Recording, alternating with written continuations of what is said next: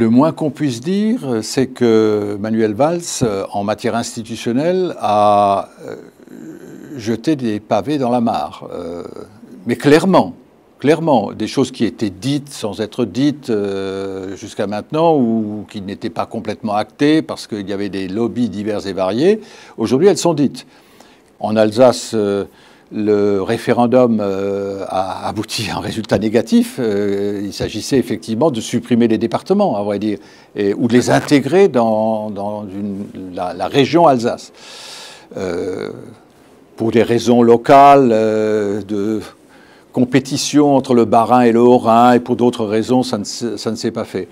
Mais ça ne veut pas dire qu'il ne faille pas essayer, peut-être sous une autre forme. En tout cas, par rapport aux autres pays européens, la simplification de notre millefeuille, elle est indispensable.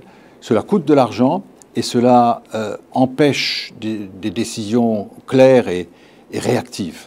Je m'étais abstenu à l'époque. Mon parti avait appelé à voter non. Et moi, je trouvais que c'était une bonne idée, mais qui était, de mon point de vue, mal engagée. Et du coup, j'avais pris cette position qui n'était pas une position très glorieuse, je le reconnais.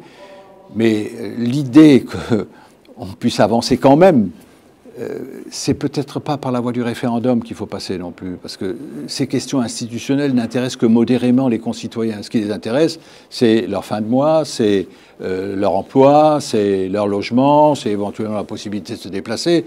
Après, ils disent, bah, après, débrouillez-vous, faites en sorte que les institutions permettent des décisions rapides et qu'on sache qui fait quoi. Mais évidemment, il y aura de grosses difficultés. Que ce soit du côté des conseils généraux ou du côté des régions existantes. Ce sera évidemment une bataille. Mais moi, je suis de ceux qui pensent que pour que du nouveau puisse émerger, il faut que de l'ancien meure. Et c'est toujours pénible, évidemment, que l'ancien soit obligé de mourir. Mais on n'arrivera pas à créer la fluidité, la réactivité nécessaire à l'époque qui est la nôtre, au XXIe siècle, en 2014, si on ne sort pas des vieux schémas.